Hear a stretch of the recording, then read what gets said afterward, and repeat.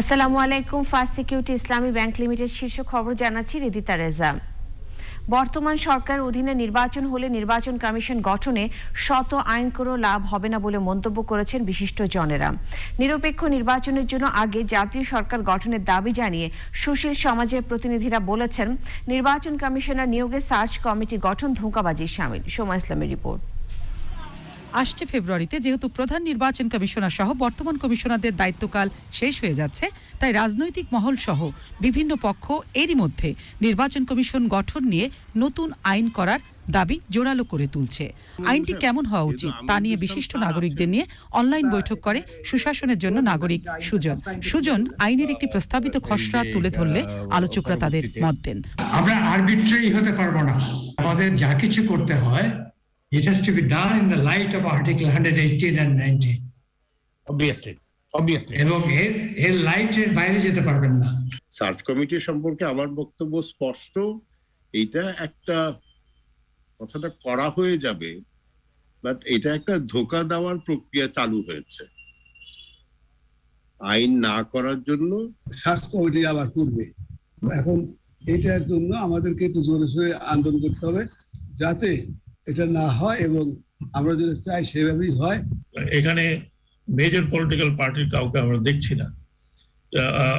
Mostly they are more interested in the formation of government and all this, but এই একটা important one of the strongest step organisation step. সংবিধানের এতগুলো লিখিত এবং অলিখিত দায়িত্ব দেওয়া আছে, সেইখানে সেই আপনার ইনস্টিটিউশন নিয়ে কেউ কথা বলছে না। 42 জন বিশিষ্ট নাগরিক নির্বাচন কমিশন গঠনে আইন করার পক্ষে এরই মধ্যে বিবৃতি দিয়েছেন। তারা বললেন, আইনের আগে বর্তমান সরকারের অধীনে নির্বাচন হবে না, এটি নিশ্চিত করা দরকার। আগামী 2 বছরের জন্য আমি মনে করি একটা জাতীয় সরকার দরকার, যারা আমাদের যে অপ্রয়োজনীয় আইন কানুনগুলি বদলাবে, জনগণের অধিকারকে সুপ্রতিষ্ঠিত করবেন। আমার সবচেয়ে বড় কনসার্ন হচ্ছে, যেটা অন্তত পক্ষে 2008-এর পর থেকে দেখলাম, সরকার ব্যবস্থার মধ্যে যদি বড় একটা নির্বাচনকালীন সরকার ব্যবস্থার মধ্যে যদি বড় একটা ঝাঁকুনি দেওয়া না যায়, তাহলে কিন্তু আপনার কোনো কমিশন দিয়ে কিন্তু সুষ্ঠু নির্বাচন বা যে নির্বাচন আমরা করতে চাই সে নির্বাচন করতে পারবো না।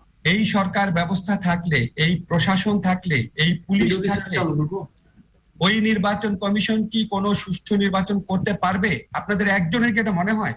এটা অসম্ভব ব্যাপার। যদি প্রধানমন্ত্রী শেখ হাসিনা থাকে নির্বাচনকালীন সরকারের সময়, পুলিশ প্রশাসন কি শেখ হাসিনার কথা শুনবে নাকি নির্বাচন কমিশনের কথা শুনবে? তবে সুজন আইনের যে খসড়া তৈরি করেছে তার বহু বিষয়ের সাথে অনেকেই একমত হতে পারেননি। সোমা ইসলাম, চ্যানেল আই, ঢাকা।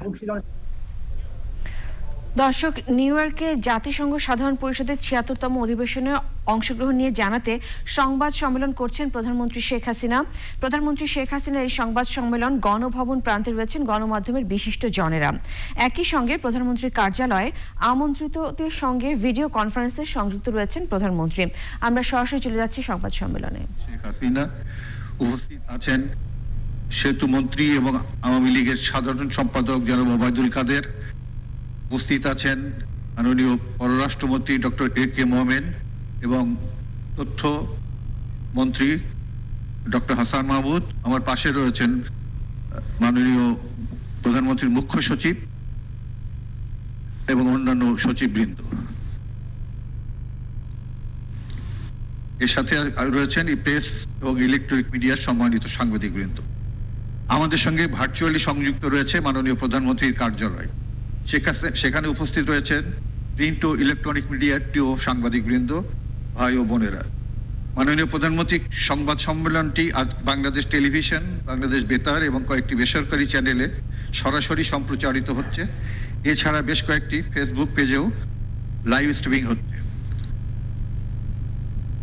গণভবন ও প্রধানমন্ত্রীর কার্যালয়ে প্রান্তে উপস্থিত প্রিয় সাংবাদিকবৃন্দ, আমরা দুঃখিত করোনা মহামারীর কারণে আপনাদের সবাইকে একসঙ্গে গণভবনে বসাতে পারলাম না। করোনা পরিস্থিতি ভালো হলে নিশ্চয়ই আপনারা আপনাদের প্রিয় প্রধানমন্ত্রীর সঙ্গে আসতে পারবেন। আজকের সম্মেলনে প্রথমে মাননীয় প্রধানমন্ত্রী তার সূচনা বক্তব্য দেবেন এবং এরপর আমরা প্রশ্নোত্তর পর্বে যাব। তার আগে আপনাদের আবারও স্মরণ করিয়ে দিতে চাই যে আপনারা আপনাদের প্রশ্ন করার আগে আপনাদের নাম, পরিচয় এবং আপনাদের সংগঠনের নামটি দয়া করে বলবেন, এবং একটু অনুরোধ থাকবে একজন একটির বেশি প্রশ্ন না করে অন্যকে প্রশ্ন করার সুযোগ দিবেন। এখন আমি মাননীয় প্রধানমন্ত্রীকে তার সূচনা বক্তব্য প্রদানের জন্য বিনীত অনুরোধ জানাচ্ছি।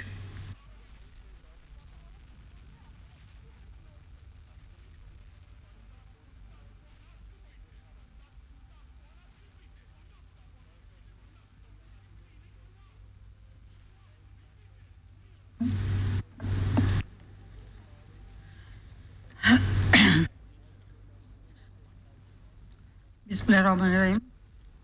প্রিয় সাংবাদিক ভাই বোনেরা, আসসালামু আলাইকুম, শুভ অপরাহ্ন। আমি সবাইকে প্রথমে আপনাদের আন্তরিক শুভেচ্ছা জানাচ্ছি, ধন্যবাদ জানাচ্ছি সংবাদ সম্মেলনে উপস্থিত হওয়ার জন্য। গণভবনে যারা আছেন তাদেরকে এবং যারা আমার কার্যালয়ে রয়েছেন তাদের সবাইকে। আমি দুঃখিত যে আমরা সবাই একসঙ্গে বসতে পারলাম না, হয়তো বসতে পারলে আরো ভালো হতো। তবে করোনার কারণে সকলের জীবনটাকে কেমন যেন একটু স্থবির করে দিয়েছে। অনেকগুলি নিয়ম মানতে যখন সবাইকে বলি, নিজেরও একটু মানতে হয়, সেই জন্য। তবে আমরা আশা করি অবস্থা আমাদের নিয়ন্ত্রণে চলে আসছে। আশা করি আগামীতে আবার সবাই একসাথে হতে পারবো। জানেন যে জাতিসংঘ সাধারণ পরিষদের ৭৬তম অধিবেশনে অংশ নিতে আমি গত ১৯ সেপ্টেম্বর তারিখ নিউ ইয়র্ক রওনা হই। যারা যান, আমিও তার মধ্যে একজন। তো মাননীয় পররাষ্ট্রমন্ত্রী, মাননীয় পররাষ্ট্র প্রতিমন্ত্রী, সংসদ সদস্য সহ সরকার উচ্চ পর্যায়ের কর্মকর্তাবৃন্দ আমার সফরসঙ্গী ছিলেন। করোনা মহামারী শুরু হওয়ার প্রায় ২ বছর পর এবারই প্রথম আমি দেশের বাইরে সশরীরে কোনো আন্তর্জাতিক সম্মেলনে যোগদান করি। নিউ ইয়র্ক অবস্থানকালে আমরা অত্যন্ত ব্যস্ত সময় কাটে। জাতিসংঘ সাধারণ পরিষদের ৭৬তম অধিবেশনের মূল সভা এবং সাইড ইভেন্ট মিলিয়ে প্রায় সর্বমোট 10টি সভা ও 8টি দ্বিপাক্ষিক বৈঠকে অংশ নেই। এছাড়া ৭৬তম অধিবেশনের সাধারণ বিতর্ক পর্বে উদ্বোধনী দিনেও সেখানে যোগদান করেছিলাম। কোভিড-১৯ মহামারীর প্রেক্ষাপটে প্রত্যাশাকে উপজীব্য করে এবারে অধিবেশন আলোচনা কেন্দ্রবিন্দুতে ছিল বিশেষ করে মহামারী থেকে টেকসই উত্তরণ, এটাই ছিল লক্ষ্য। এছাড়া কোভিড-১৯ টিকার সার্বজনীন প্রাপ্যতা, সহজলভ্যতা, মহামারী থেকে টেকসই পুনরুদ্ধার সর্বদা আলোচনায় প্রাধান্য পায়।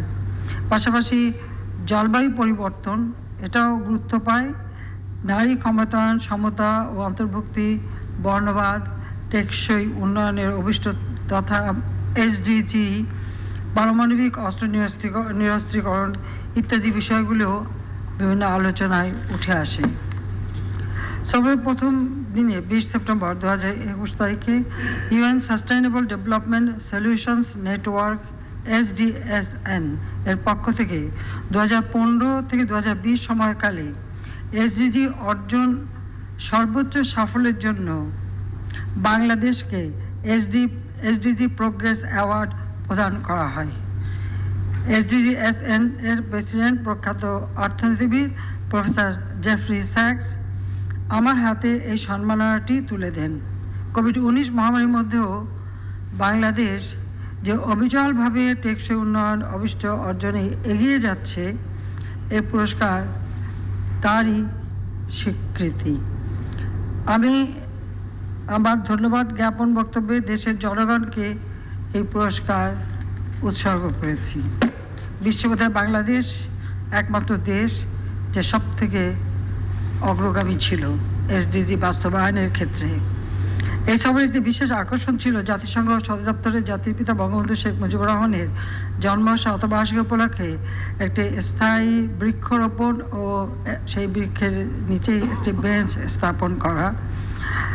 এই বৃক্ষটি হচ্ছে শতবর্ষী একটি বৃক্ষ।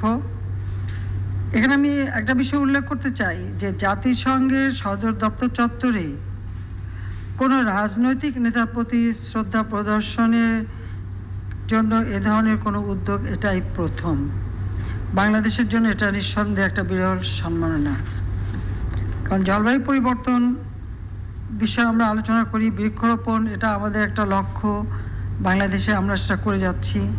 জাতিসংঘ অঙ্গনে, সদর দপ্তরের অঙ্গনে একটি বৃক্ষরোপণ করতে পারা, এটা সত্যি আমার জন্য অত্যন্ত আনন্দের বিষয়।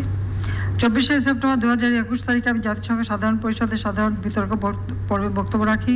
প্রতিবারের মতো এবারও আমি বাংলায় বক্তব্য রাখি। আমার বক্তব্যে আমি কোভিড মুক্ত একটি বিশ্ব গড়ে তোলার লক্ষ্যে টিকা সার্বজনীন ও সাশ্রয়ী মূল্যে প্রাপ্যতা নিশ্চিত করার উপর গুরুত্ব আরোপ করি। টিকা বৈষম্য দূরীকরণে আমি কোভিড-19 টিকাকে বৈশ্বিক সম্পদ হিসেবে যাতে বিবেচনা করা হয় তারই আহ্বান জানাই। এছাড়া আমি কোভিড-19 মহামারীর কারণে জলবায়ু পরিবর্তনের ঝুঁকিতে থাকা দেশগুলোর প্রতি ক্ষতি কমানো, ধনী ও শিল্পোন্নত দেশগুলোর কার্বন নিঃসরণ হ্রাস, ক্ষতিপূরণ প্রদান, টেকসই অভিযোজনের জন্য অর্থায়ন ও প্রযুক্তির অবাধ হস্তান্তরের অনুরোধ জানাই। পাশাপাশি ক্লাইমেট ভালনারেবল ফোরাম এবং vulnerable group of ministers of ফাইন্যান্সের সভাপতি হিসেবে বাংলাদেশ মুজিব জলবায়ু সমৃদ্ধি পরিকল্পনা দশক 2030, এটা বোধহয় আপনারা জানেন যে আমরা একটা সিদ্ধান্ত নিয়েছি যে বাংলাদেশের মুজিব জলবায়ু সমৃদ্ধি পরিকল্পনা দশক 2030 এর কার্যক্রম সম্পর্কে আমি বিশ্ব নেতৃবৃন্দকে অবহিত করি। পাশাপাশি চলমান মহামারীর প্রকোপে শিক্ষা ব্যবস্থার ক্ষতি কাটিয়ে ওঠা, টেকসই পুনরুদ্ধারের লক্ষ্যে ডিজিটাল সরঞ্জামাদি ও সেবা, ইন্টারনেটের সুযোগ সুবিধা সহজলভ্যতা, শিক্ষকদের দক্ষতা বৃদ্ধিতে বিনিয়োগের প্রয়োজনীয়তা উল্লেখপূর্বক আমি জাতিসংঘকে অংশীদারিত্ব ও প্রয়োজনীয় সম্পদ নিশ্চিত করার অনুরোধ জানাই। স্বল্পোন্নত দেশের তালিকা থেকে উত্তরণে বাংলাদেশের সাফল্য তুলে ধরে উন্নয়ন সহযোগিতার প্রতি প্রণোদনা ভিত্তিক উত্তরণ কাঠামো প্রণয়নের প্রস্তাব করি। অভিবাসী গ্রহণকারী দেশগুলোকে অভিবাসীদের ন্যায়সঙ্গত অধিকার, তাদের কর্মসংস্থান, স্বাস্থ্য এবং কল্যাণ নিশ্চিত করার আহ্বান জানাই। রোহিঙ্গা সংকট সম্পর্কে আমি আবারও বিশ্ব নেতৃবৃন্দকে স্মরণ করিয়ে দেই যে রোহিঙ্গা সংকটের সৃষ্টি মিয়ানমারের, সমাধানও মিয়ানমারেরই হাতে। রাখাইন রাজ্যে তাদের মাতৃভূমিতে নিরাপদ, টেকসই, মর্যাদাপূর্ণ প্রত্যাবাসনের মাধ্যমেই কেবল এই সংকটের স্থায়ী সমাধান হতে পারে বলে আমি উল্লেখ করি এবং আন্তর্জাতিক সম্প্রদায়কে এ সম্পর্কে গঠনমূলক উদ্যোগ গ্রহণের জন্য অনুরোধ জানাই। COP26 একে সামনে রেখে এবারে অধিবেশনের অন্যতম আলোচিত বিষয় ছিল জলবায়ু পরিবর্তন ও তার বিরূপ প্রভাব মোকাবেলা। জাতিসংঘ মহাসচিব এবং ব্রিটিশ প্রধানমন্ত্রীর যৌথ উদ্যোগে জলবায়ু বিষয়ে সোচ্চার কয়েকটি দেশের রাষ্ট্র ও সরকার প্রধানগণের অংশগ্রহণে 20 সেপ্টেম্বর 2021 তারিখে একটি রুদ্ধদ্বার বৈঠক অনুষ্ঠিত হয়। জলবায়ু পরিবর্তন বিষয়ে সোচ্চার অন্যতম দেশের সরকার প্রধান এবং CDF এর সভাপতি হিসেবে আমাকে এই সম্মেলনে আমন্ত্রণ জানানো হয়। এ সভায় অংশ নিয়ে আমি জলবায়ু পরিবর্তনের ঝুঁকি মোকাবেলায় নতুন আর্থিক ব্যবস্থাপনা এবং জলবায়ু ঝুঁকিপূর্ণ দেশগুলোতে সবুজ প্রযুক্তির অবাধ হস্তান্তরের পক্ষে বক্তব্য প্রদান করি। জলবায়ু পরিবর্তন জড়িত লস অ্যান্ড ড্যামেজ এবং জলবায়ু জড়িত কারণে বাস্তুচ্যুত জনগণের পুনর্বাসনের জন্য আন্তর্জাতিক সম্প্রদায় কর্তৃক কার্যকর ভূমিকা পালনের জন্য আহ্বান জানাই। 21 সেপ্টেম্বর 2021 তারিখে জাতিসংঘের 76তম অধিবেশনে সভাপতি আবদুল্লাহ শহীদের আমন্ত্রণে বিশ্বের নারী নেতৃবৃন্দের অংশগ্রহণে আয়োজিত এক উচ্চ পর্যায়ের বৈঠকে অংশগ্রহণ করি। এই অনুষ্ঠানে আমি ছাড়াও Norway, Moldova, Estonia, Tanzania, Barbados, ইউরোপীয় কমিশন নেতৃবৃন্দ এবং অন্যান্য বিভিন্ন প্রতিষ্ঠানের নেতৃবৃন্দ এখানে অংশগ্রহণ করে। এই বৈঠকে আমি বাংলাদেশের অর্থনীতি ও স্বাস্থ্যক্ষেত্রে নারীদের অবদানের কথা তুলে ধরি। এছাড়াও আমি তৃণমূল পর্যায়ে নারী নেতৃত্ব গঠন এবং নারী নেতৃত্ব দ্বারা পরিচালিত প্রতিষ্ঠানসমূহের রাজনৈতিক ও আর্থিক সুবিধাদি নিশ্চিত করার উপর গুরুত্ব আরোপ করি। 21 সেপ্টেম্বর 2021 তারিখে আমি US বাংলাদেশ বিজনেস কাউন্সিলের আয়োজনে একটি গোল টেবিল বৈঠকে অংশগ্রহণ করি। শেভরন, জেনারেল ইলেকট্রিক, মেটলাইফ সহ যুক্তরাষ্ট্রের বিভিন্ন বোয়িং সহ বিভিন্ন প্রতিষ্ঠান, উচ্চ পর্যায়ের প্রতিনিধি এই বৈঠকে অংশগ্রহণ করে। এই অনুষ্ঠানে আমি আমার কিনোট বক্তব্যে বাংলাদেশের বিদ্যমান বিনিয়োগ সুবিধার কথা তুলে ধরে মার্কিন যুক্তরাষ্ট্রের ব্যবসায়ীগণকে বাংলাদেশে বিনিয়োগের আহ্বান জানাই। সাধারণ অধিবেশনে লাইনে মার্কিন প্রেসিডেন্ট জো বাইডেনের আমন্ত্রণে 22 সেপ্টেম্বর 2021 তারিখে আমি কোভিড-19 বিষয়ে একটি উচ্চ পর্যায়ের সভায় অংশগ্রহণ করে চলমান মহামারী মোকাবেলায় বাংলাদেশ সরকারের গৃহীত পদক্ষেপ এবং সাফল্যগুলি তুলে ধরেছি। সাধারণ অধিবেশনের সাইডলাইনে ইউরোপিয়ান ইউনিয়ন, যুক্তরাজ্য, আয়ারল্যান্ড, সৌদি আরব, ওআইসি, তুরস্ক, ইন্দোনেশিয়া, গাম্বিয়া এবং বাংলাদেশের যৌথ আয়োজনে 22 সেপ্টেম্বর 2021 তারিখে রোহিঙ্গা সমস্যা বিষয়ক একটি উচ্চ পর্যায়ের সভা অনুষ্ঠিত হয়। এ সভায় আমি মূল বক্তব্য প্রদান করি। এ অনুষ্ঠানে তুরস্ক, গাম্বিয়া, ইন্দোনেশিয়া এবং হাঙ্গেরির পররাষ্ট্রমন্ত্রী, যুক্তরাজ্যের দক্ষিণ এশিয়া বিষয়ক প্রতিমন্ত্রী, যুক্তরাষ্ট্র, ভারত, নেদারল্যান্ডস, ফ্রান্স, জার্মানি সহ বিভিন্ন দেশের উচ্চ পর্যায়ের প্রতিনিধিগণ এবং আসিয়ানের স্পেশাল এনভয় বক্তব্য রাখেন। রোহিঙ্গা সমস্যা মিয়ানমারের সৃষ্টি এবং সমাধানও রয়েছে মিয়ানমারের উল্লেখ করে আমি কয়েকটি বিষয়ের উপর জোর দেওয়ার আহ্বান জানিয়েছি। প্রত্যাবাসনকে সর্বোচ্চ অগ্রাধিকার দিয়ে এ লক্ষ্যে সকল কার্যক্রম পরিচালিত করা। মিয়ানমারের পরিবর্তিত রাজনৈতিক পরিস্থিতির মধ্যেও প্রত্যাবাসনের মাধ্যমে রোহিঙ্গা সমস্যার স্থায়ী সমাধান খুঁজে বের করা। রোহিঙ্গাদের মিয়ানমারে প্রত্যাবাসন অনুকূলে পরিবেশ সৃষ্টিতে আসিয়ানভুক্ত দেশগুলোর কার্যকর ভূমিকা পালন। জাতিসংঘ উন্নয়ন সহযোগীদের মিয়ানমারে প্রত্যাবাসন উপযোগী পরিবেশ তৈরিতে কার্যকর পদক্ষেপ ও প্রকল্প গ্রহণ ও তা বাস্তবায়ন। রোহিঙ্গাদের উপর সংঘটিত সহিংসতা ও জাতিগত নিধনের বিচার নিশ্চিত করতে আইসিজে ও অন্যান্য আন্তর্জাতিক সংস্থাগুলোতে চলমান প্রক্রিয়ায় সহযোগিতা করা। 23 সেপ্টেম্বর 2021 এই তারিখে স্পেন, কোস্টারিকা, সিয়েরা লিওনের প্রেসিডেন্ট এবং সুইডেনের প্রধানমন্ত্রীর আমন্ত্রণে সমতা ও অন্তর্ভুক্তি সংক্রান্ত একটি উচ্চ পর্যায়ের বৈঠকে অংশগ্রহণ করে আমি ভ্যাকসিন বৈষম্য, ডিজিটাল বৈষম্য দূরীকরণ এবং স্বল্পোন্নত জলবায়ু ঝুঁকিপূর্ণ দেশসমূহের জন্য বিশেষ অর্থায়নের উপর গুরুত্ব আরোপ করেছি। এবারের অধিবেশনে কোভিড-19 এবং জলবায়ু পরিবর্তনের প্রেক্ষাপটে বিশ্ববাসীর জন্য খাদ্য নিরাপত্তা নিশ্চিতকরণের বিষয়টিও প্রাধান্য পায়। আমি 23 সেপ্টেম্বর 2021 তারিখে সংক্রান্ত একটি United Nations food systems summit 2021 শীর্ষক একটি উচ্চ পর্যায়ের বৈঠকে অংশগ্রহণ করে খাদ্য নিরাপত্তা অর্জনে বাংলাদেশের সফলতাগুলি তুলে ধরি। জলবায়ু পরিবর্তনজনিত দুর্যোগ মোকাবেলা এবং টেকসই খাদ্য নিরাপত্তা নিশ্চিতকরণের প্রযুক্তি হস্তান্তরের জন্য একটি বিশেষ তহবিল গঠনেরও আহ্বান জানিয়েছি। এবারের অধিবেশন চলাকালে আমি বেশ কয়েকটি দ্বিপাক্ষিক বৈঠক করেছি। এর মধ্যে উল্লেখযোগ্য হল বার্বাডোসের প্রধানমন্ত্রী মিয়া আমর মতলে, সুইডেনের প্রধানমন্ত্রী স্টেফেন লভবেন, কুয়েতের প্রধানমন্ত্রী Sheikh Sabah Khaled Al Hamad Al Sabah, জাতিসংঘ মহাসচিবের special advocate for inclusive finance for development queen Maxima of Netherlands, জাতিসংঘের মহাসচিব অ্যান্টনিও গুতেরেস, মালদ্বীপের রাষ্ট্রপতি ইব্রাহিম মোহাম্মদ সোলি, ভিয়েতনামের রাষ্ট্রপতি নাগুয়েন জুয়ান ফু এবং নেদারল্যান্ডের প্রধানমন্ত্রী মার্ক রাট এর সাথে দ্বিপাক্ষিক বৈঠক। এই সকল দ্বিপাক্ষিক বৈঠকে অংশগ্রহণ নিয়ে আমি পারস্পরিক স্বার্থ সংশ্লিষ্ট বিভিন্ন আলোচনা করার পাশাপাশি রোহিঙ্গা সমস্যা সমাধানে আন্তর্জাতিক বিষয়ে মনোযোগ ও সহযোগিতা কামনা করি। এছাড়া নিউ ইয়র্ক সফরকালে 24 সেপ্টেম্বর 2021 তারিখে আমি মার্কিন যুক্তরাষ্ট্রে বসবাসকারী প্রবাসী বাংলাদেশিদের গণের একটি সম্বর্ধনা অনুষ্ঠানে ভার্চুয়ালি অংশগ্রহণ করি। এই সঙ্গে সাংবাদিক সম্মেলনেও বক্তব্য দেই। এবারে জাতিসংঘ সাধারণ পরিষদের অধিবেশনের মূল বিষয়গুলি বাংলাদেশের জন্য বিশেষভাবে প্রাসঙ্গিক ছিল। বিশেষত কোভিড-19 টিকার সার্বজনীন প্রাপ্যতা এবং মহামারী থেকে টেকসই পুনরুদ্ধার সংক্রান্ত শীর্ষ সভাসমূহে বাংলাদেশের অংশগ্রহণ ছিল অত্যন্ত গুরুত্বপূর্ণ।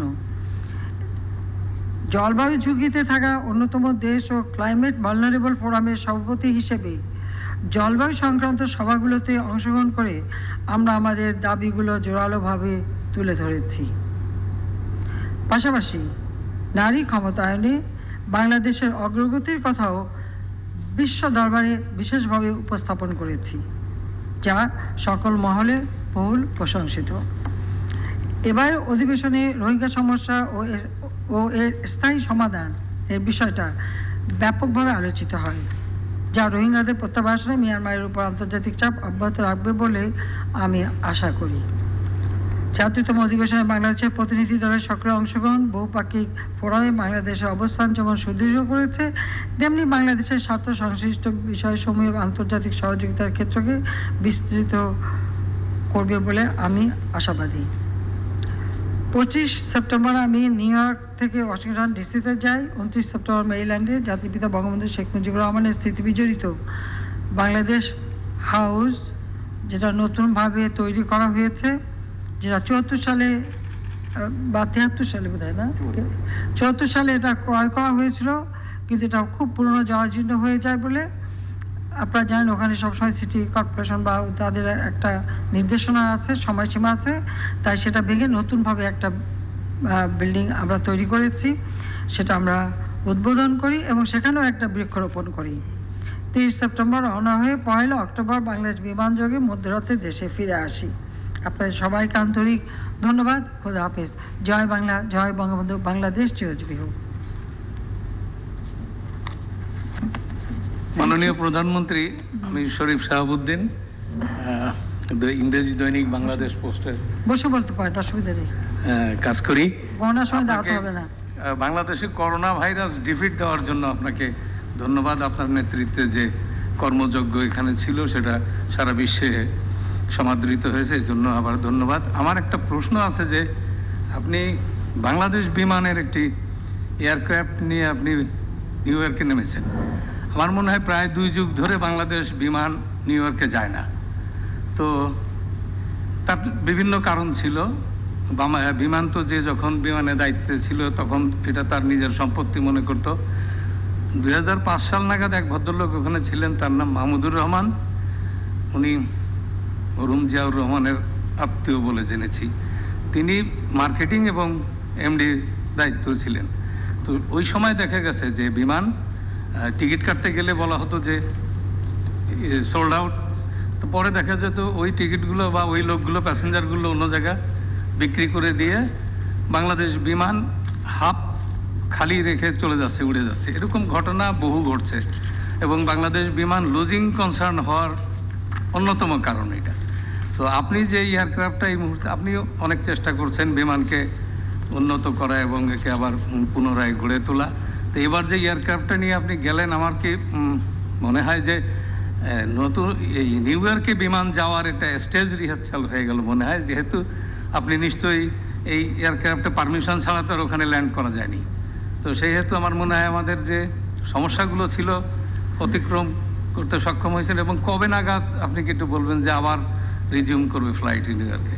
Thank you. এবার যে বিমানটায় গিয়েছি আপনারা জানেন এটাকে বলে ড্রিম লাইনার। এটা সব থেকে আধুনিক যাত্রী বহনকারী একটি বিমান। আমরা বেশ অল্প টাকায় এটা কিনতে পেরেছি এবং বিমানটার নামও আমি দিয়েছি অচিন পাখি।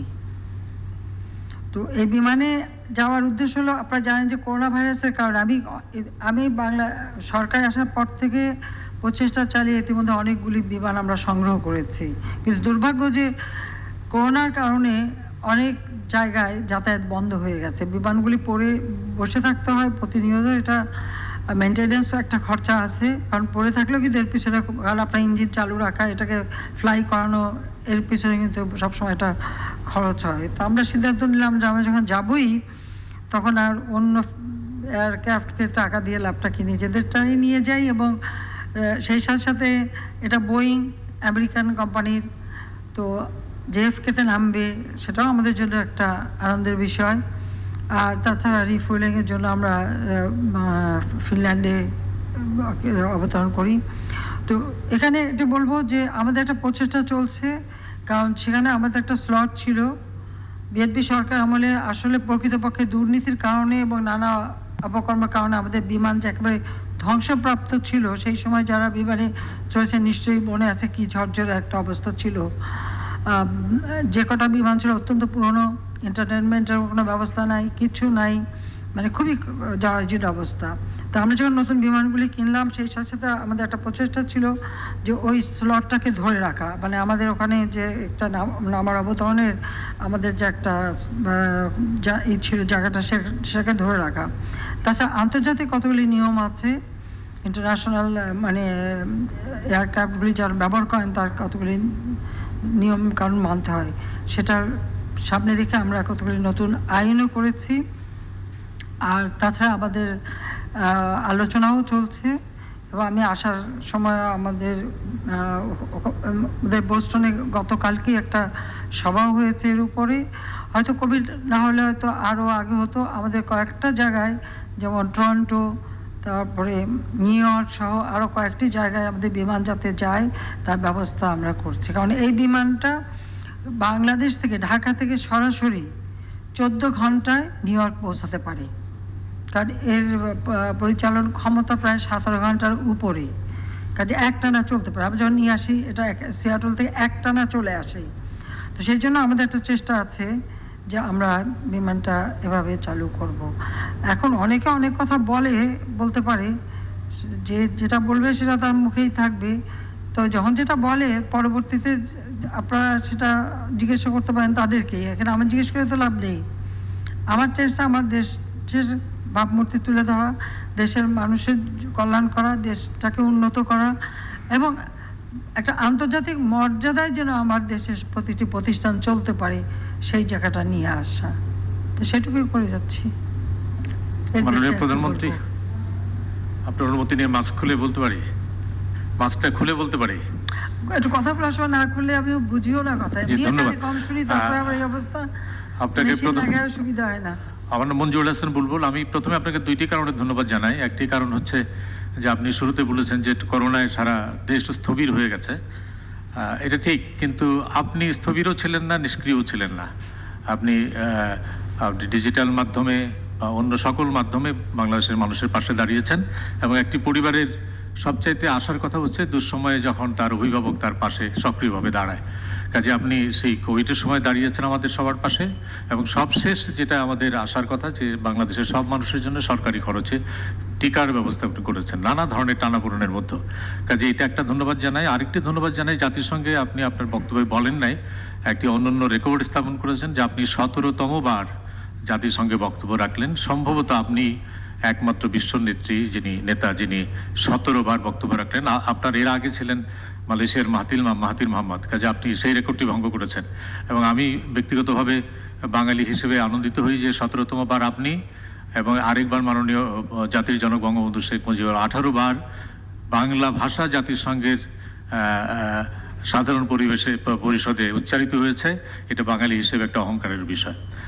আপনি ভাষণে আপনার সফরের সমস্ত কিছু ব্যাখ্যা করেছেন। আরও কিছু প্রশ্ন ছিল যেটা নিউ ইয়র্কে আপনি বলেছেন, কাজেই সেই জায়গাটাতে আমি যাচ্ছি না। আমি শুধুমাত্র স্থানীয় রাজনীতিতে দু একটি বিষয় আছে এই সম্পর্কে একটি প্রশ্ন করতে চাই।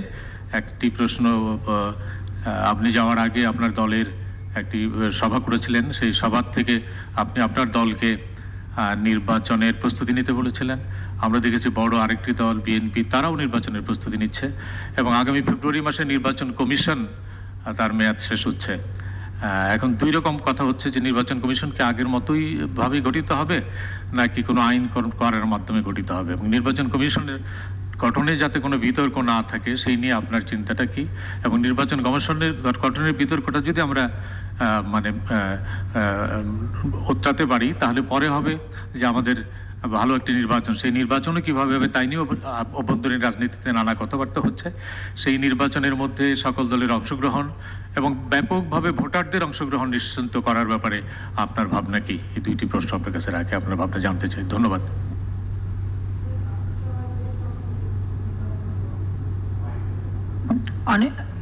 অনেকগুলি নির্বাচন হচ্ছে, আপনারা নিজেরা দেখছেন। সেখানে কিন্তু ভোটারদের এই করোনার মধ্যেও যখন নির্বাচনগুলি বন্ধ হলো এবং তারপর যখন শুরু হলো তখন কিন্তু কোনো সমস্যা দেখা দেয়নি। এই গত কয়েকদিন আগে যে ইলেকশনটা হয়ে গেল, আপনি দেখেছেন যে ভোটাররা কিন্তু খুব স্বতঃস্ফূর্তভাবে অংশগ্রহণ করেছে। তবে হ্যাঁ, বাংলাদেশে নির্বাচন নিয়ে প্রশ্ন তুলছে। আপনারা একটা বিষয় কি চিন্তা করে দেখেছেন যে অনেক চেষ্টা করা হয়েছে নির্বাচনকে প্রশ্নবিদ্ধ করতে। শুধু তাই না, নির্বাচন যাতে ঠিকমতো না হয় বা মানুষ যাতে না যায়, অগ্নি সন্ত্রাস থেকে শুরু করে এহেন কাজ নেই যে না করা হয়েছে। তারপরেও ইলেকশন হয়েছে এবং ইলেকশন হওয়ার পর একটা স্থিতিশীল পরিবেশ ছিল বলে কিন্তু আজকে যত উন্নয়নটা দেখতে পাচ্ছেন বা যা করতে পারছে সেটা কিন্তু করা সম্ভব হয়েছে। এখন যেসব রাজনৈতিক দল বিশেষ করে বিএনপি সহ যারা কথা বলে, আসলে তারা নির্বাচন নিয়ে যে প্রশ্ন তোলে, এই দলের জন্মটা কিভাবে? এই দলটা কি কোনো নির্বাচিত প্রতিনিধি দ্বারা প্রতিষ্ঠিত, বা এমন কোনো নেতৃত্ব যে নেতৃত্ব কোনোদিন বাংলাদেশের কোনো জনসাধারণের মৌলিক চাহিদা নিয়ে আন্দোলন করেছে, সংগ্রাম করেছে বা কিছু করেছে? তা তো না। অত্যন্ত সুবিধাবাদী এবং বলতে গেলে অবৈধভাবে ক্ষমতা দখলকারীর হাতে তৈরি করা সংগঠন, এবং যারা এই দলটাকে তৈরি করেছিল তাদের হাতে লালিত পালিত ছিল। যতদিন পর্যন্ত তাদের কাছ থেকে এরা সব রকমের সহযোগিতা পেয়েছে, তারা নির্বাচনে জয়ী হতে পেরেছে। আমি শুধু বিএনপিকে একটা কথাই বলবো যে 2008 সালের নির্বাচন নিয়ে তাদের তো কোনো অভিযোগ নাই, তো 2008 সালের নির্বাচনে তারা জিততে পারেনি কেন? আর তখন প্রশ্ন তোলেনি কেন? এরপরে যতটা নির্বাচন হয়েছে সেখানে মানুষ তো ভোট দিয়েছে, মানুষ যে ভোট দেয়নি তা তো না। মানুষের ভোট নিয়ে যখন কথা আমরা আধুনিক প্রযুক্তিতে গেলাম, সেটা হচ্ছে মানে আমরা ইভিএমে ভোট হচ্ছে, সেটা নিয়েও প্রশ্ন। এখন এরা যেহেতু সব সময় মানে বলতে গেলে ওই যে বলে না বড় ভাতে পালিত, এখন সেই জায়গাটা তাদের বোধহয় আর নেই। এজেন্সিগুলির যে সুযোগ নিয়ে তাদেরকে তৈরি করা হয়েছিল, সেই এজেন্সিগুলি এখন যেহেতু বিএনপি ক্ষমতা নেয়, তাদের নিয়ন্ত্রণে নাই বা তাদের সুবিধা পাচ্ছে না, আর আমরা তো সেভাবে এদেরকে ব্যবহার করি না, আমরা দেশের রাষ্ট্রীয় কাজেই ব্যবহার করি, দল ভাঙা দল গড়া দল করার জন্য তো ব্যবহার করি না। তো তারা ওই সুবিধাগুলি পাচ্ছে না বলেই তাদের হয়তো ক্ষোভ, এবং তারা এটা জানে যে তারা জিততে পারবে না। একটা দল কিভাবে জিতবে? তার নেতৃত্ব কোথায়? একজন এতিমের অর্থ আত্মসাৎ করে সাজাপ্রাপ্ত আসামি, আর একজন ঠিক 21 আগস্ট গ্রেনেড হামলা, 10টা অস্ত্র মামলা সহ অগ্নিসন্ত্রাস নানা ধরনের কর্মকাণ্ডের ফলে দেশান্তরী সাজাপ্রাপ্ত আসামি, তাদেরকেই নেতৃত্বে রেখেছে। তাহলে জনগণ কোন ভরসায় ওই দলকে ভোট দেবে আমাকে সেটা বুঝে বলেন। সাধারণত জনগণ কখন ভোট দেয়? তারা তো দেখে যে ক্ষমতায় যাবে কে। তো যদি এখন এটাই হয় যে একজন এতিমের অর্থ আত্মসাৎকারী আর একজন সাজাপ্রাপ্ত আসামি, তো সে তারা তো ইলেকশনও করতে পারবে না। এর ফলাফলটা হচ্ছে যে তাদের ভিতরে যে একটা বিশ্বাস যে ইলেকশনে তারা জিতবে বা যেতে পারবে, তো সেই বিশ্বাসটা তাদের নাই, হারিয়ে গেছে। তারা জানে যে তাদের কোনো সম্ভাবনা নাই। তার সম্ভাবনা যখন নাই, তখন এটাকে যেভাবে হোক এটা কন্ট্রোভার্সিয়াল করা, যেভাবেই হোক এটা মানুষের ভিতরে একটা দ্বিধা সৃষ্টি করা, যেভাবে হোক মানুষের ক্ষতি করা, এটাই তো চেষ্টা। অর্থাৎ গণতান্ত্রিক যে ধারাবাহিকতাটা অব্যাহত আছে। কারণ 2001-এ বিএনপি ক্ষমতা আসলো, তাদের সন্ত্রাস, জঙ্গিবাদ, বাংলা ভাই বা বোমা হামলা, গ্রেনেড হামলা, সারা বাংলাদেশে গ্রেনেড হামলা, এই সমস্ত নানা কারণে দেখা গেল যে সেখানে আপনার একটু কয়েকটা ছবি একটু দেখেন কি অবস্থা ছিল তখন। 2001-এর কিছু কিছু চিত্র দেখাচ্ছি আমি, যে কি অবস্থা তখন মানুষের।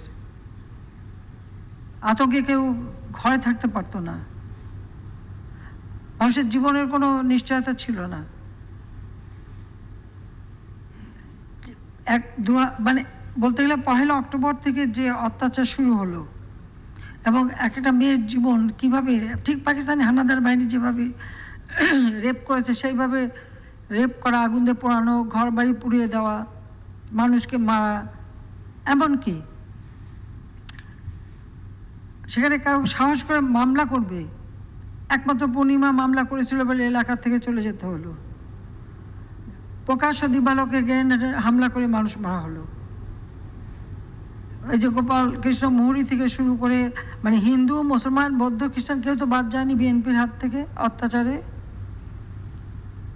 এবং তাদের এই সমস্ত অপকর্মের ফলে কি অবস্থা দাঁড়ালো। তারপরে দুর্নীতি, বাংলাদেশ পাঁচবার দুর্নীতিতে চ্যাম্পিয়ন, যার ফলে এমার্জেন্সি আসলো। আর এরপরে তারপরে অত্যাচারিত আমরা হলাম বেশি। প্রথম আগে আমি বিরোধীরা থাকা সত্ত্বেও আমাকেই গ্রেপ্তার করা হলো, সলটারি কনফাইনমেন্ট, একেবারে একা একটা জায়গায় নোংরা পরিবেশ, সেখানে একটা ভাঙাচোরা বাড়িতে রাখা হলো। যাও, তারপর 2008 ইলেকশন হলো। সেই ইলেকশনে জনগণ আবার আওয়ামী লীগকে ভোট দিল। কেন ভোট দিল? কারণ 96 থেকে 2001 সালে অন্ততপক্ষে বাংলাদেশের জনগণ এইটুকু পেয়েছিল যে সরকার মানে জনগণের সেবক, আর কিছু হলো উন্নতি হয়, দেশের মানুষের ভাগ্যের পরিবর্তন হয়। বাংলাদেশ খাদ্যে স্বয়ংসম্পূর্ণ হয়েছিল, বাংলাদেশে বিদ্যুৎ বৃদ্ধি পেয়েছিল, বাংলাদেশের রাস্তাঘাট পুল ব্রিজ হচ্ছিল, বাংলাদেশের সার্বিক কর্মসংস্থান ব্যবস্থা হচ্ছিল।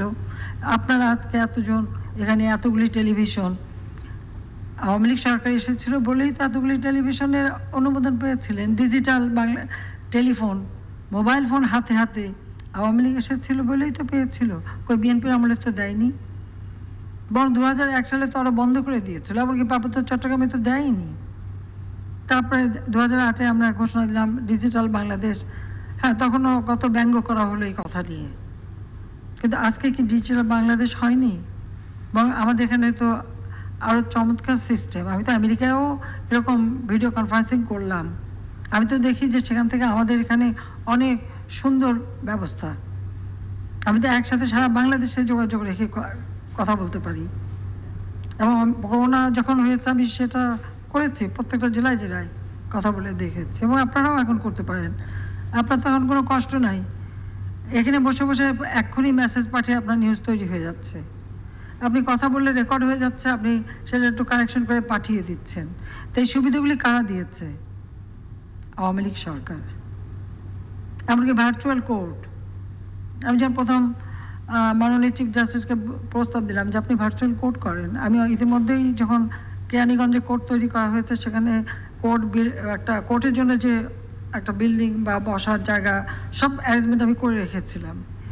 তো উনি একটু অবাক হলেন। আমি বললাম যে হ্যাঁ, এত মামলা পড়ে আছে, মানুষের বিচার পাচ্ছে না, আপনি ডিজিটালি করেন, আমি ব্যবস্থা করে দিচ্ছি। এবং সেই ডিজিটাল কোর্ট এখন এটাকে আরো পূর্ণাঙ্গভাবে রূপ দেওয়া হচ্ছে, তার জন্য একটা প্রজেক্টও নেওয়া হয়েছে। এবং হ্যাঁ, আমাদের উপদেষ্টা এই ব্যাপারে যথেষ্ট কাজ করছে, কারণ এটা নানানভাবে অনেকে, আমরা যখন একটা কিছু করে সফলতা নিয়ে আসি তখন অনেকে আবার অনেক আন্তর্জাতিক সংস্থা এগিয়ে আসে। তাই বললাম যে এই কোর্টের বিষয়টা আমরা নিজেরাই করব, এর জন্য বাইরে খুব একটা লাগবে না, আমরা করতে পারি, আমাদের টাকা দিয়ে আমরা করব। আবার সেটা কিন্তু আমরা করে যাচ্ছি অলরেডি, আমাদের ব্যবস্থা দেওয়া হয়ে গেছে। তো এভাবে সমস্ত কাজগুলি তো আওয়ামী লীগে করে দিয়ে গেছে। কারণ সেটা যদি কারো ভালো না লাগে তো আমার তো কিছু বলার নাই। কারণ তাদেরকে ভোট দেবে কেন এই প্রশ্নটা করেন না, যে জনগণ ভোট দিচ্ছে না বা ভোট দিতে পারছে না, এই যে প্রশ্নগুলি যারা করে, কিন্তু আপনার কে আছে এর বাইরে? আর কাকে দেবে? কার কাছ থেকে মানুষ এ পর্যন্ত কি পেয়েছে?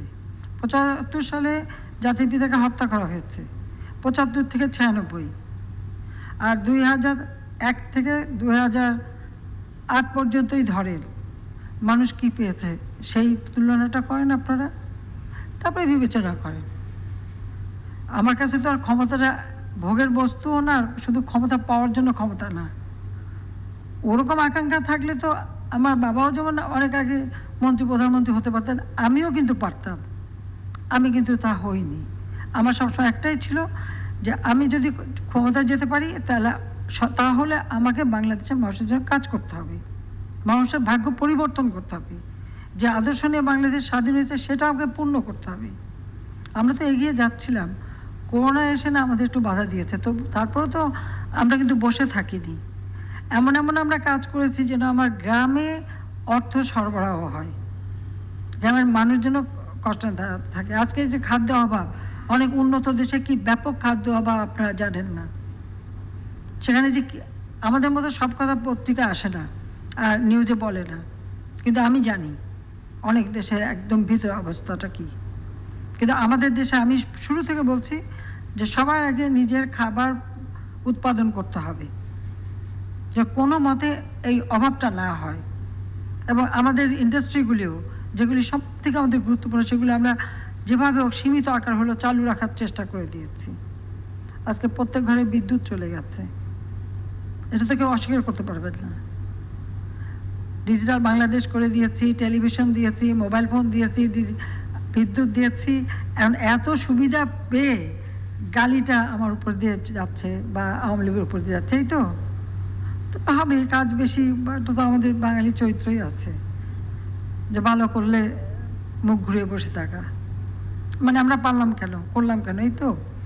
তাছাড়া আর কি, ওদেরকে কে ভোট দেবে কে, আমাকে সেটা আগে জিজ্ঞাসা করেন। আমি এই সব সাংবাদিকদের জিজ্ঞেস করি যে আপনারা নিজেদের কাছে, বিবেকের কাছে জিজ্ঞেস করেন যে কারা, কেন, কি কারণে, কোন সুখের স্বপ্নে, কোন আশার আলো দেখে ওদের বিএনপিকে বা অন্যদেরকে ভোট দেবে, সেটা আমাকে একটু বলেন, শুনি, একটু জেনে রাখি। আর আমরা কিছু করলাম কি না দেশের জন্য, এতটুকুও কিছু করতে পেরেছি কিনা, সেটাও একটু তুলনা করেন।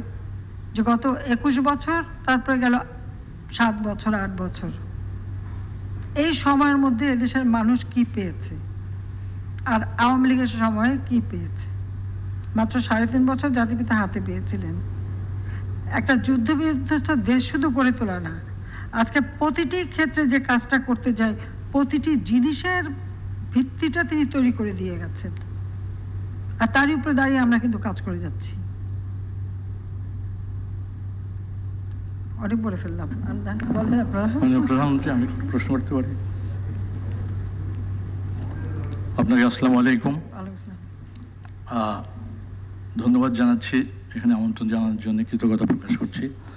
বিশেষভাবে ধন্যবাদ জানাচ্ছি আপনি এসডিজি প্রোগ্রেস অ্যাওয়ার্ডে ভূষিত হওয়ার জন্য। আমার একটি প্রশ্ন, একটু আগে আপনি খাদ্য নিরাপত্তা নিয়ে কথা বলেছেন, সেই বিষয়ে আমি প্রশ্নটা একটু রাখবো। প্রশ্ন না, আসলে আপনি জাতিসংঘের যে ফুড সিস্টেম সামিটে আপনি যে বক্তব্য রেখেছেন, আমার দৃষ্টিতে সেটা সারা বিশ্বের নীতি নির্ধারকদের কাছে একটা সময়োপযোগী পদক্ষেপ হিসেবে তারা নিয়েছে। আপনার 5 দফা যে দিয়েছেন, সেটা সারা বিশ্বের খাদ্য নিরাপত্তার জন্য এই মুহূর্তে করণীয়টাকে স্পষ্ট করেছে। আপনি প্রতিশ্রুতি তহবিলের কথা সেখানে উল্লেখ করেছেন। বাংলাদেশের খাদ্য নিরাপত্তার সফলতার ইয়েটা আপনি সেখানে তুলে ধরেছেন। আমার প্রশ্নটি হচ্ছে যে বাংলাদেশ এখন, সারা বাংলাদেশ ইন্টারনেট কানেক্টিভিটি সারা বাংলাদেশে ছড়িয়ে আছে এবং সমগ্র পৃথিবী, আপনি নিজেও জানেন যে স্মার্ট ফার্মিংয়ের দিকে প্রচণ্ডভাবে আলোকপাত করছে। আমাদের দেশেও এটার হাওয়া বইতে শুরু করেছে। অতএব আপনি আপনার সেই বক্তব্যের ভেতরে উন্নত বিশ্বের কৃষি প্রযুক্তি, তাদের গবেষণালব্ধ ফলাফল, সেগুলোকে আমাদের দিকে আনা এবং স্মার্ট ফার্মিংয়ে চলে যাওয়া, এই বিষয়টাতে আপনার বিশেষ মনোযোগ আমি প্রত্যাশা করছি একটু। ধন্যবাদ আপনাকে প্রশ্ন করার জন্য। যে আপনি যেটা বলছেন যে তাদের কাছে ফর্মুলা আনা, সেটা যেমন ঠিক, কিন্তু আমরাও কিন্তু বসে নেই। বাংলাদেশে আমি 96 সালে সরকারে এসে দেখলাম যে আমাদের গবেষণায় কোনো টাকা থাকে না, কোনো আলাদা বাজেট নাই, ফান্ড নাই। সঙ্গে সঙ্গে আমি টাকা দিলাম যে আমাদের গবেষণা করতে হবে, কারণ গবেষণা ছাড়া কখনো আমরা কোনো কিছু আবিষ্কারও করতে পারবো না, উৎকর্ষ সাধন করতে পারবো না। আমি যদি খাদ্য নিরাপত্তার কথা বলি, তাহলে অবশ্যই আমাকে গবেষণা করতে হবে। আর এই গবেষণা কিন্তু এমন না যে আমি আজকে গবেষণা করে একটা আবিষ্কার করলাম, এটাই চিরস্থায়ী, তা কিন্তু না। যেমন এই যে হাইব্রিড ধান, আমরা একটা যখন আমরা করি, ওটা যখন আমরা ব্যবহার করি, ধীরে ধীরে ধীরে ধীরে ওটার কিন্তু ফলনটা কমে আসে। আমাকে সাথে সাথে আবার নতুন আরেকটা আবিষ্কার করতে হয়, এটা কিন্তু নিয়ম। আমরা প্রথমেই শুরু করলাম যে স্যালারি, অর্থাৎ লবণাক্ত সহিষ্ণু ধান, খরা সহিষ্ণু ধান, এবং যেহেতু আমাদের দেশে বন্যা হয়, দীর্ঘস্থায়ী বন্যা অনেক সময় হয়, তাহলে জলমগ্ন সহিষ্ণু ধান আমরা কিভাবে করব। সেই সাথে সাথে সবজি, তরি তরকারি, আমরা কবে শীতকাল আসবে তখন একটু ফুলকপি খাবো, পাতাকপি খাবো, গাজর খাবো, সিম খাবো, সেভাবে তো বসে থাকতাম বাংলাদেশে। আজকে কি অবস্থা আছে? আপনি তো 12 মাস সব পাচ্ছেন না? এটা তো আমাদের গবেষণার ফল। গবেষণা করেই কিন্তু সব কিছু করা হচ্ছে। আচ্ছা, বাংলাদেশে আপনার স্ট্রবেরিও হচ্ছে, টিউলিপও হচ্ছে, সবই কিন্তু গবেষণা ফসল। আমরা কিন্তু গবেষণায় চালিয়ে যাচ্ছি। পাশাপাশি হ্যাঁ, আন্তর্জাতিক পর্যায়ে যে গবেষণা ক্ষেত্র তাদের সাথে আমাদের যোগাযোগ আমরা রাখছি। এমনকি মাছ, আমি এসে দেখলাম যে 2 ধরনের মাছের উপরেই শুধু গবেষণা হয়, কার্প জাতীয় আর তেলাপিয়া। আমার তেলাপিয়া গবেষণা লাগে না, ওটা এমনি বাচ্চা দেয়, আর ওরা বাচ্চাকে প্রোটেকশন দেয়, কাজে ওদের সংখ্যা বাড়ে। কিন্তু আমার দেশি মাছ সেগুলি যে হারিয়ে যাবে সেগুলির উপরে গবেষণা শুরু করেন। আজকে আপনি সব কিছুই পাচ্ছেন, ছোট মাছ থেকে শুরু করে সব ধরনের মাছের এগুলি সবই কিন্তু গবেষণার ফসল। আজকে ফল মূল তরকারি সব কিছুই তো হচ্ছে। কাজে আমরা কিন্তু এ ব্যাপারে যথেষ্ট সচেতন এবং আমরা চাচ্ছি, আর আপনাকে আমি ধন্যবাদ জানাই, কারণ আপনি নিজে যেভাবে কৃষির উপর কাজ করেন এবং শুধু আমাদের দেশ না বিভিন্ন অন্যান্য দেশে যেও তাদের যে কাজগুলিকে যেভাবে সামনের দিকে নিয়ে আসেন, তাতে আমরা উপকৃত হই এবং আমরা দেখি অনেক কিছু শেখার আছে। আর এটা এমন একটা জিনিস যে হ্যাঁ, একটা দেশের সাথে আর একটা দেশ যারা গবেষণায় সাফল্য অর্জন করেছে তাদের সাথে আমাদের একটা সম্পর্ক রাখা, যোগাযোগ রাখা, বা তাদের মানে তাদের কীভাবে তারা করলো সেটাও জানা, এগুলি আস্তে আস্তে আমাদের মধ্যে নিজেদের মধ্যেও একটা সম্পর্ক থাকা খুব দরকার এবং আমরা কিন্তু সেটা করে যাচ্ছি, চেষ্টা করে যাচ্ছি। আমরা যে খরা সহিষ্ণু ধান, এটা কিন্তু আর এক দেশ থেকে আমাদের আনতে হয়েছে, বলেও আনতে হয়েছে কিছুটা, না বলেও আনতে হয়েছে। আবার আমাদের অনেকে বেশ আগ্রহী আছে যে কোথাও একটা কিছু খেলে এনে নিজেরা এখানে বসে করে, আস্তে আস্তে গবেষণা করতে করতে সেটা হয়ে যায়, তৈরি করে। আর বাংলাদেশের আবহাওয়া জলবায়ু এমন, সেটা আমরা যেটাই করি আমরা কিন্তু সফল হতে পারি। এখন যেমন আমরা আরেকটা পদক্ষেপ নিয়েছে আপনাকে বলি, আমরা যে ফসলগুলি উৎপাদন করি, যেমন ধানের জন্য ইতিমধ্যে আমরা সাইলো তৈরি করেছি, সান্তাহারে একটা এবং আরও 2-3টা আমাদের ভবিষ্যতে আরও করা আছে। সেখানে চিলিং সিস্টেম, অর্থাৎ একটা মানে ফ্রিজ সিস্টেম করা। এখানে যেটা হচ্ছে যে কোনটার জন্য কতটুকু পরিমাণ আপনার টেম্পারেচার লাগবে এই হিসাব করে চেম্বার করা। তা আজকে আমাদের ক্যাবিনেটেও এটা নিয়ে আমি আলোচনা করছিলাম, কৃষিমন্ত্রীকে বললাম, ইতিমধ্যে আমরা জায়গাও নিয়েছি। কিন্তু যেমন আমরা বিশেষ করে এখন আমরা আমাদের কৃষিজাত পণ্য রপ্তানির দিকে নজর দিচ্ছি, কিন্তু এই রপ্তানি করতে গেলে সব থেকে আগে দরকার আমি যে ফসলটা ক্ষেতের থেকে তুলে নিয়ে এসে এটাকে কিভাবে আমি মানে রাখবো এবং কার্গোতে তুলে দেব। তার জন্য একটা কার্গো ভিলেজ করতে হবে, বা এমন একটা ব্যবস্থা নিতে হবে যে যেখানে বিভিন্ন চেম্বার থাকবে, সেখানে কোন ফসলটা, যেমন ধরুন কোন তরকারিটা কত ডিগ্রিতে ভালো থাকে, এগুলি কিন্তু আন্তর্জাতিক গবেষণার একটা ফলাফল আছে। আর আমি নিজে নেদারল্যান্ডে গেছি, তাদের গ্রিন হাউস আমি দেখতে গেছি, সেখানে আমি দেখেছি এরকম সিস্টেম। তো বলছে আমরা আমাদের দেশে এটা করব। তো সেখানে যেমন আমি আমাদের ক্ষেতে থেকে ফসল আনার সাথে সাথে সেটাকে কিন্তু সাথে সাথে আমাকে নিয়ে আসতে হবে, তাহলে আমাকে সেই ধরনের ব্যবস্থা আমার নিতে হবে যোগাযোগে। আবার আমি যখন কোনো দেশে পাঠাবো তার জন্য আমার সেই ধরনের কার্গো দরকার। ইতিমধ্যে বিমানকে আমি নির্দেশও দিয়েছি যে আমরা ভাড়া করে এখন করি, কিন্তু আমাদের নিজস্ব কয়েকটা কার্গো দরকার। কারণ কার্গো বিমান যে ওয়েট নিতে পারে, যে মানে থাকতে পারে, আমাদের মানে যাত্রীবাহী বিমান ওভাবে করতে পারে না, যদিও সীমিত আকারে কার্গো আমরা এই করোনার সময় কিছুটা আমাদের বিমান চালিয়েছি, কিন্তু আমরা কার্গো কিনছি। তা আমরা এরকম ধর আমরা যে ফসলটাই উৎপাদন করলাম, যেটা আমি বিদেশে পাঠাতে পারি, একবারে যেখানে আমি উৎপাদন করবো সেই উৎপাদনের জায়গা থেকেই এটাকে নজর দিয়ে ঠিক তাদের চাহিদা মতো সেইভাবে তৈরি করে সঙ্গে সঙ্গে সেখানে নেওয়া। আমরা যদি এই কার্গো এটা করে ফেলতে পারি সেসবে, যখন ওরকম চেম্বার করা থাকবে, যেমন টমেটোর জন্য টমেটো চেম্বার, অন্যান্য সবুজ সবজির জন্য আলাদা চেম্বার, ধরুন ফুলকপি পাতাকপি থেকে শুরু করে যাই আপনি রাখেন, আম টাম, প্রত্যেকের শরীরের তো একটা সহনশীলতা আছে, যে কোনটা থাকলে সে তরতাজা থাকবে। তো সেই পরিমাণ আপনার টেম্পারেচার দিয়ে তাকে সেখানে রাখতে হবে এবং তাকে ওইভাবে তৈরি করতে হবে। তাহলে আমি যদি এটা পাঠাই সেটা গ্রহণযোগ্য হবে।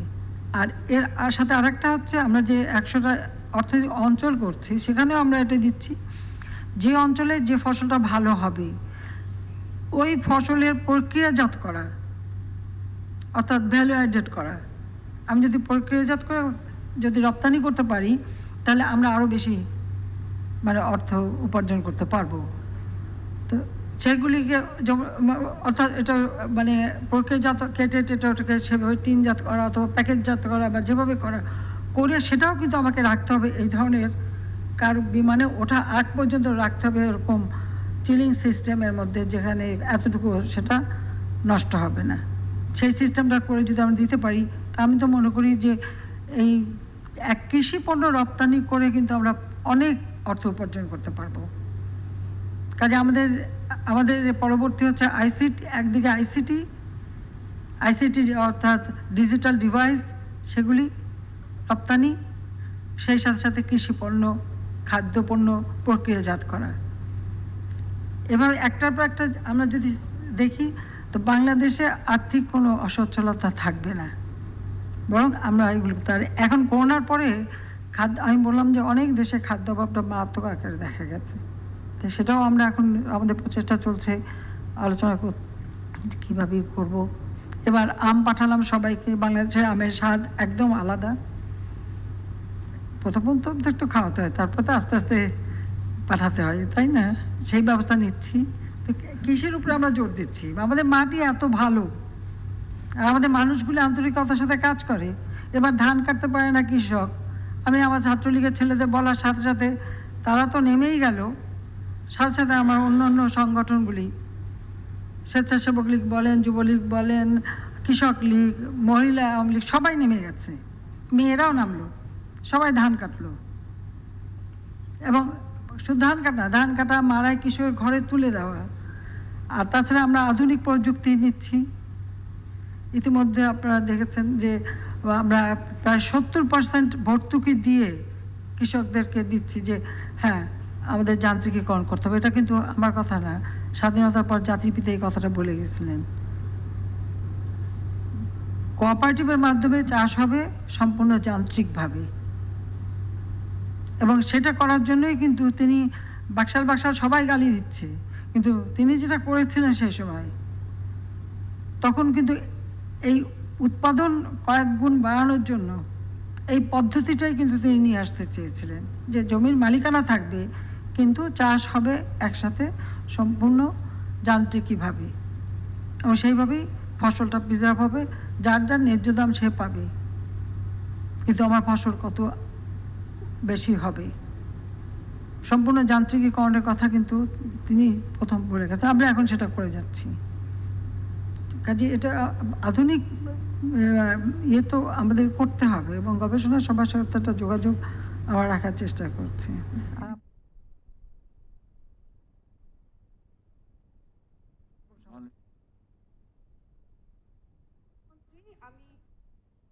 আপনারা দেখছিলেন নিউ ইয়র্কে জাতিসংঘ সাধারণ পরিষদের ৭৬তম অধিবেশনে অংশগ্রহণ নিয়ে জানাতে মাননীয় প্রধানমন্ত্রীর সংবাদ সম্মেলন। ধন্যবাদ।